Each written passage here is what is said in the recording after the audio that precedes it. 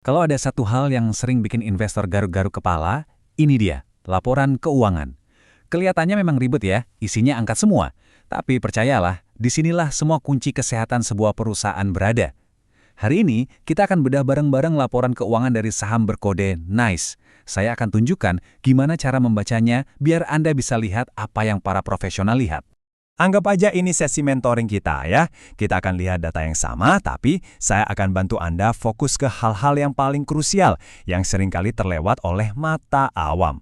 Tujuannya cuma satu, supaya setelah ini Anda bisa menilai sebuah saham dengan jauh lebih percaya diri. Yuk, kita mulai.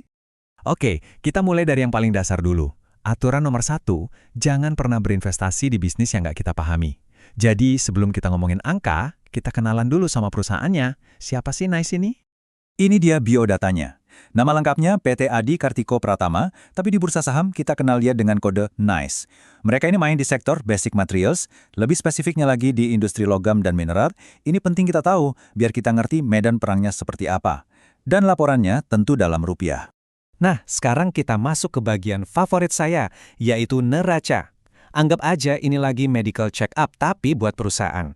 Disinilah kita bisa lihat seberapa kuat fondasi keuangan mereka. Apakah perusahaan ini sehat, atau jangan-jangan ada penyakit tersembunyi? Dari sekian banyak angka di neraca, mata saya biasanya langsung lari ke satu pos ini. Ekuitas total. Gampangnya gini deh, ini itu harta bersih perusahaan. Kalau semua asetnya dijual buat bayar semua utangnya, nah inilah sisa uang yang jadi hak para pemegang saham. Ini nilai sejati dari bisnisnya. Oke, per akhir tahun 2025, ekuitas NICE tercatat di angka 147,87 miliar rupiah. Kelihatannya gede ya, tapi tunggu dulu. Seorang investor yang cerdas nggak akan pernah cuma lihat satu angka doang. Nah, pertanyaan ini nih, yang memisahkan antara investor beneran sama yang cuma ikut-ikutan. Sebuah angka baru punya makna kalau ada pembandingnya. Pertanyaan pentingnya, modal bersih perusahaan ini lagi bertumbuh atau malah lagi tergerus? Mari kita cari tahu. Nah, ini dia. Kalau kita bandingkan dengan tahun sebelumnya, di 2024 ekuitasnya ternyata lebih tinggi, 174,67 miliar. Artinya, ada penurunan. Inilah lampu kuning pertama kita. Modal bersih perusahaan ini berkurang. Sebagai investor, tugas kita itu jadi detektif. Kita harus tanya, loh kok turun? Duitnya kemana? Untuk menjawab pertanyaan kenapa tadi, kita harus pindah kamar. Dari neraca, sekarang kita intip laporan laba ruginya.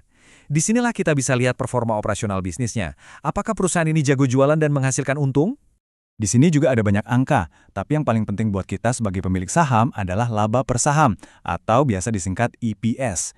Ini tuh ibaratnya jatah kue keuntungan buat tiap satu lembar saham yang Anda punya. Makin tinggi angkanya, ya makin bagus buat kita. Dan ternyata datanya klop dengan temuan kita sebelumnya. EPS-nya juga turun, dari 5,58 di tahun 2024 menjadi 4,4 di tahun 2025. Jadi bukan cuma modalnya yang menyusut, kemampuan perusahaan buat cetak laba per sahamnya pun ikut menurun. Ini lampu kuning kita yang kedua. Oke, sampai sini kita sudah lihat ada dua tanda-tanda yang kurang oke. Tapi, investor yang hebat nggak akan berhenti di sini. Mereka akan gali lebih dalam lagi ke bagian yang saya jamin 90% investor retail itu malas baca. Catatan atas laporan keuangan. Padahal, disinilah cerita di balik angka seringkali disembunyikan. Isinya memang macam-macam, banyak info standar kayak gini, misalnya beberapa asetnya diasuransikan. Ya ini hal yang wajar dan bagus, tapi bukan informasi yang mengubah permainan. Namun, di antara tumpukan jerami informasi ini, kadang ada satu jarum emas tersembunyi. Dan benar saja, setelah saya sisir puluhan halaman catatan ini, saya menemukan satu kalimat. Cuma satu kalimat pendek, tapi kalimat inilah yang memberi konteks pada semua penurunan yang sudah kita lihat tadi, kalimat yang mengubah segalanya. Ini dia, coba baca baik-baik. Seluruh penjualan perusahaan ini, 100%, ternyata cuma ke satu pelanggan. Dan bukan sembarang pelanggan, tapi pihak berelasi. Wah, ini bukan lagi lampu kuning teman-teman. Ini sudah lampu merah besar. Jadi apa sih maksudnya pihak berelasi itu? Gampangnya, ini tuh transaksi sama teman sendiri. Bisa jadi pemiliknya sama, manajemennya saling kenal, atau ada hubungan istimewa lainnya. Kenapa ini bahaya banget? Bayangkan nasib pendapatan perusahaan ini 100% bergantung pada satu entitas ini. Kalau besok hubungan mereka retak, atau si pembeli ini ada masalah keuangan, pendapatan NICE bisa langsung anjlok jadi nol. Risikonya terkonsentrasi dan sangat tinggi. Oke, sekarang kita sudah punya semua kepingan puzzle-nya. Waktunya kita rangkai gambaran besarnya. Sebagai seorang investor, Inilah momen di mana kita harus berpikir jernih dan mengambil kesimpulan berdasarkan semua fakta yang sudah kita kumpulkan. Jadi, ini rapornya. Di sisi minus, jelas ya, modalnya turun, laba per sahamnya turun, kasnya juga ikut turun. Dan yang paling krusial, ada risiko konsentrasi yang ekstrim, di mana seluruh bisnisnya bergantung pada satu pelanggan yang ternyata orang dalam. Ini risiko yang sangat besar. Tapi biar adil, kita juga harus lihat sisi plusnya loh. Perusahaan ini masih untung loh, belum sampai rugi.